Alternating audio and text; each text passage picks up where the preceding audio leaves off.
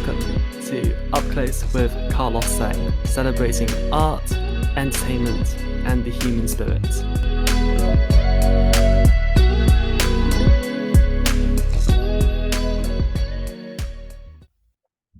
Welcome to another episode of Up Close with Carlos Sang. My next guest is an award-winning writer whose new play Exhibitionist is about to open the brand new King's Head Theatre.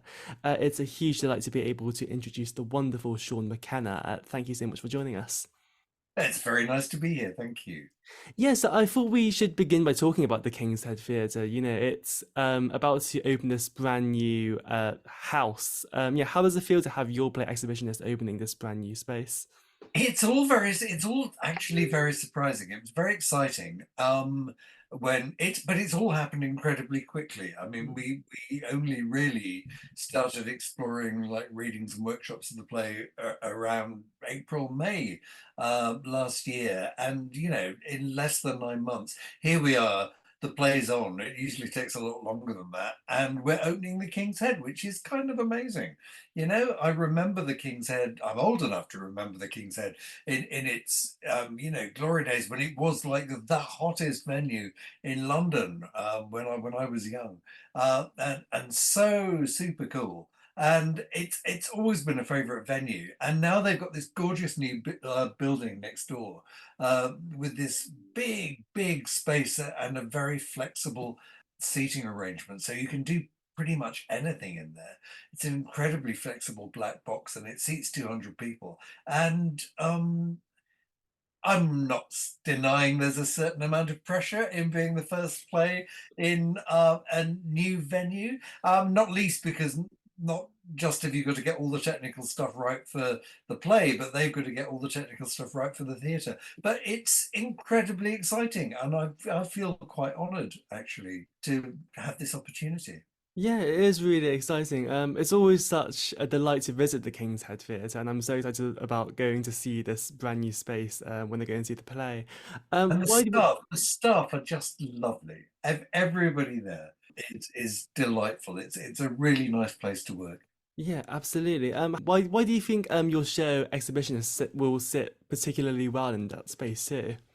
Well, it's now a dedicated LGBT plus space, and it's a gay play. But it's not only that. I think what we was aiming for, Andrew Sickle, my co-writer, and I, when we wrote the play, was to write a play that was absolutely accessible to everybody. So although it's a gay play about gay men, it's not just about gay men. It's universal. It's not anybody of any gender, any sexuality, whatever, can come and have essentially what is a really good laugh at the absurdities of human behavior, in this kind of fast talking, witty comedy in a style that I don't think we get to see much anymore. I think it's quite a brave choice of them as an opening play. But it's the depths of winter. Also, everybody needs a laugh, and while the play, it's a comedy, so comedy is always born out of pain. But while it touches on all sorts of serious themes, it is essentially a really good night out in the dark days of winter. Yeah. I'm definitely really looking forward to it. You mentioned Andrew Sickle. How did you find that experience, co-writing the piece together, and how did you split those responsibilities? Yeah, how did we split it? We met through mutual friends at a pub in Richmond, and just over conversation, we decided we found a shared love of those fast moving, bringing up baby 30s and 40s comedies, Philadelphia Story, His Girl Friday, those kinds of things, those kind of smart talking things, and a lot of the writers of those plays and those films were gay, but couldn't write about it then, obviously. And we just wondered what it would be like if they could have written about it, and if they were writing now about gay life now. And we just kind of said, well, we can't think of anything that's like that. Shall we write one? And we did. He'd never written a play before. But he's an incredibly witty man. So I kind of did the first chunk, and then he did the second chunk, and we did the third chunk together. that was kind of like our initial starting method, and we just battered things back and forth between us and until it felt right, really. And then we did a couple of readings, one sort of for an invited audience, one just at home for us. Made huge adjustments after that, kind of changed the whole structure. But it's been very easy because his instincts, he's a journalist, he's the editor of Money Week. So completely different background to me. I write plays and musicals and adaptations from radio and all sorts of stuff. But the marriage kind of worked quite well, and I think we're probably looking at doing another one. I don't know what yet, but it was a good experience so far. Yeah, definitely. Yeah, it definitely sounds really exciting. How did you come up with the title Exhibitionists? It's well, we struggled with titles. I find titles really difficult. This actually was a suggestion from the producer. It was called originally Private View because it starts a private view of an exhibition, and he didn't think that was sort of enticing enough. So it's about exes who meet at an exhibition and whose exes then follow them. So it just seemed to cover all the bases, and while being quite a good, I'm quite fond of one word titles. And it's also about, it's also about the way gay men behave. And a lot of gay men are quite exhibitionist in their behavior. Yeah. And a lot of them aren't. But we cover these, some of the characters in the play really are quite, out and loud about what they want and what they expect. Yeah, yeah. I know that in a previous life you were also an actor as well. How did you come to discover your talent for writing too? Oh, a long time ago that was. I was an actor when I first started out, and I'm really pleased I was an actor because I think if I hadn't been an actor, I wouldn't have understood about rhythm and subtext and all those things, and actually being able to look at what I was writing from the actor's point of view, Mm. and seeing what they needed. But I started writing in my late 20s, I think late 20s, early 30s. And I was I was a better writer than I was an actor. And the acting work kind of dried up for me because, frankly, I wasn't really very good. But I'm a much better writer than I ever was an actor. But it's, when you're a kid and you want to be an actor or you want to, whatever it is you want to be, what it is really is it's part of the world. You want to be part of that world. And I I wasn't going to get where I wanted to be by being an actor, but I really wanted to be part of that world, and I just love the process. Uh, I love the process of creation. I don't actually like writing when I'm writing first drafts very much, but the planning and the rewriting and the shaping and the cutting and shaping and tailoring it to the actors and all that kind of stuff. I do absolutely love, and it's a good way to be in that world and in that environment. Yeah, I mean, you're working with a very interesting cast of actors on Exhibitionists. And what have those conversations been like, working with Bronner Logan and the cast on, developing this piece and bringing it to life? Ronald Logan is great. Ronald Logan is so smart, funny, feisty, together on the nail. That's been a real pleasure. We've got a fabulous designer, Greg O'Donnelly. We've got great lighting guy and video guy, all those things. And the actors are. I love working with actors. It's so exciting when you're sitting in a room and they're doing a scene and you think you know what's in the scene, and then sometimes an actor will do something and you think, oh, I didn't know I'd written that. That's really interesting. That's really good. And we've changed over the last 9 months while the play has been developing. I mean, we've changed certain aspects of certain characters a couple of times just to try and find exactly the right balance. And then when we cast it, we cast people who were a little bit younger than I thought originally, and certain people of different ethnicities to the ethnicity that we were writing for. And they've all brought their own kind of unique thing to it. And you're able to shape and tailor precisely for that cast, which is a real luxury. Yeah. Were there any parts of your script which you felt particularly protective of and that you didn't want to, perhaps change or tailor at all? Uh anything we didn't want, we really didn't want to change, we absolutely didn't. We stuck to our guns. There wasn't very much. We weren't asked to. I mean, we've had some trims for length, we've had some trims for repetition, but most of what we created stayed pretty solid. And then once or twice, there's something when you think, oh, that worked really well. We can push that a little bit further. We can go, a step further, a gag further. So there are some really very unexpected and funny moments as the play goes further and further on. It becomes more and more farcical, and that's really difficult because farce has to be absolutely grounded in reality and truth. And I might have said before, comedy comes out of pain, so all that has to be there.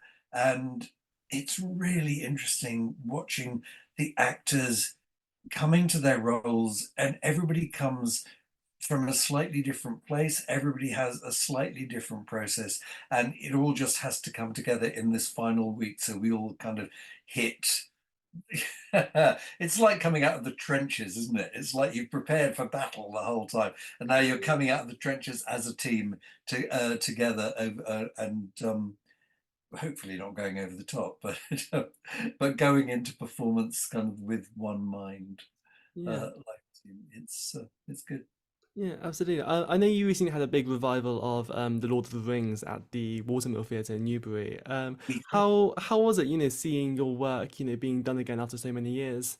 Oh my God, it was amazing. What I'd loved The Lord of the Rings in London, but it got a very mixed response originally, and there was nothing in the middle. People were either raving about it, and a lot of people were, or they were, I mean, unbelievably abusive, sometimes. Some of the reviews, if the same show on the same night gets 5-star reviews and no star reviews, you've touched a nerve somewhere. So I was a little apprehensive when they wanted to do it again, but and at the Watermill is so small and so intimate, and the times I'd always liked The Lord of the Rings best were in the rehearsal room before there was all the spectacle and all the stuff, because it was about the characters and the humanity of the characters, and that's what was just so brilliant at the Watermill, because it was actor musicians telling the story in a tiny space. It still felt hugely spectacular, even though physically it wasn't actually that big, but emotionally it felt big. And it was very gratifying 17 years on to have it so well received, and kind of received the way it should have been received the first time around in my head. But it was great, lovely. And it's always nice when your back catalogue comes to life. Yeah, when you were watching it, did any aspects of the show, surprise you as well at all? We had the most extraordinary central trio of Frodo, Sam, and Gollum. And Matthew Bugg, who played Gollum, particularly mined every single nuance, every single ounce of stuff that I'd written a long time before, but just made every tiny moment fresh. The three of them did. And, I was very attached to the original Sam, actor who played Sam, a wonderful actor called Peter Howe, who died sadly very young, like a couple of years ago. And the actor who played Sam this time around, who was brilliant, and whose name momentarily escapes me, was completely different. And it took me a really long time to kind of come to terms with that I wasn't seeing Pete play Sam, because Pete had always played Sam in the thing. And once I let go of that, and it was such a completely different performance, it was wonderful. It changed the nature of that central triangle at the heart of the piece, in a very, very moving way. He was very, very quiet. Newen, his name was, Newen Pereira, and it was an exquisite performance and completely different. So again, that's always the lovely thing when you get revivals and everything. You see things in a new way, and especially when a new generation are doing it, you know. Yeah, it definitely sounds really exciting, really interesting. And you've done, some adaptations of very well-loved text in the past as well. From How Green Is My Valley to Ladies in Fire. I've done Yeah. loads of adaptations on the Forsyte Saga. I did on Radio 4, and my stage version of that with Lynn Coughlin is coming to the park in October to December. I did the Smileys. I've done, I do a mixture of original and adapted stuff, and I'm good at adaptation, actually, and it's a slightly neglected art, but it's exciting, I think, to transform, take something and transform it completely, but make it feel like it felt the first time. Yeah. It's it's a strange old thing to Yeah, do. does it feel particularly daunting at all, working on something that's already, very well loved, like Peter Pan or, Ladies in Lavender, Lord of the Rings? Uh, Lord of the Rings, I really fought for. This is a long time ago. This is 25 years ago, before we started. And I kind of went, that's my job. I have to have that job. I'm going to keep on hassling you until you give me that job. And it started in quite a small way, and I managed to get my feet under the door. And I'm still in there hanging on. Everything else, not really. Interestingly, my very first play ever was professionally performed, was an adaptation of How Green Was My Valley, which I did because I'd done something else and I'd sent it to the Royal Theatre in Northampton. And Michael Napier Brown, who ran it then, said, "Oh, we don't want to do this, but have you got anything else? We're very fond of an adapted novel in Northampton." And I said, "Well, have you got anything?" And he said, "Oh, yes, I'd like to do How Green Was My Valley." And I went, "Oh, how funny. I've always wanted to do How Green Was My Valley," which wasn't true. I mean, I hadn't read How Green Was My Valley, but it was a job, And I kind of went, okay. And then I read How Green Was My Valley, having agreed to do the thing, and discovered that the immediate family numbered like 36 people. Because it's about a big Welsh family. And so my first play ever had a cast of 16 on a revolving set and everything. So it was kind of a big thing. I never did the two people talking with a table and a chair thing. So I kind of began doing quite big projects, and that's what people have come to me for ever since, really. It's no harder. In fact, in some ways it's easier. Something like Ladies in Lavender, which was beautiful and beautifully played by Hayley Mills and Belinda Lang, better than the film, I thought. Well, I would think that. Um, was that was in a different way because it is so quiet and so little happens in it, and it's all about moment and character and nuance and all those things, so that there's nothing kind of, there are no explosions, there are no, there's nobody's running in and out of doors, there are no balrogs. That in many ways was the hardest, but in many ways one of the most satisfying, I think. Though I've really enjoyed writing a comedy. They always say comedy is really hard work, and it's true, but it's such fun. Yeah. Do you have an idea of scale when when you're writing work? Because obviously, the King's Head, the Watermill, they're quite small spaces, and Northampton's considerably bigger. Do I have an idea of scale? You kind of write what the story seems to ask of you, what the story demands, and then adjust that to the space you've got available to you, really. So, I mean, when we did the Lord of the Rings originally, it was the incredibly liberating thing to be able to write, just to sit at my computer and go, they go to cross the bridge, a Balrog appears, a creature of fire and flame, and Gandalf, descends into the abyss. Because that's a stage direction that somebody else is going to have to deal with. It's not something that you're making up. It's something that's inherent in the story. If spoiler alert, can't imagine anybody who doesn't know Gandalf falls to the Balrog. Um, but other than that, no, not really. I mean, I think I always try to keep things as simple as I can and not technology reliant, so that because it's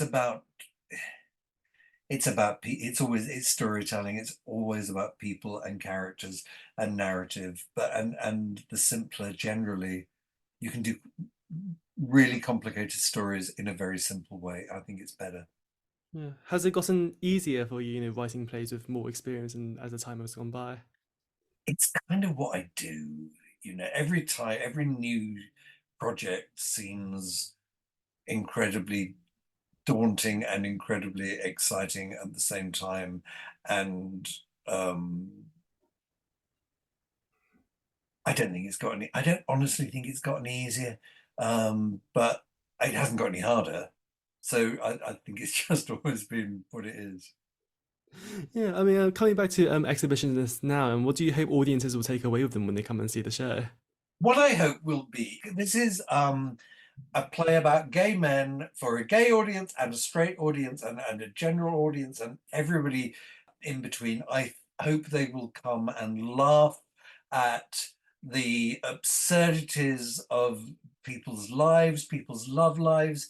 I hope they will come and pick up on the serious things that are in the play about relationships and the shape of gay relationships compared to straight relationships and love, addiction, obsession. It touches on all those things, but it is above all a really funny evening out. It's a bright, short, witty, laugh out loud comedy that will cheer us all up in the long dark winter days, I hope, of January. And it's a gay play in which nobody dies, nobody gets a horrible disease, nobody is abused, nobody suffers. That doesn't mean it doesn't deal with you know real things and real pain and real emotion, but it's basically a play in which five people do absurd relationship things the way that five people do, and they are incidentally gay. I mean, they're fundamentally gay, but they're also incidentally gay. So it's about human behavior. Shaun McKenna, it's been a huge pleasure talking to you today. Thank you very much. Me too. I've really enjoyed it.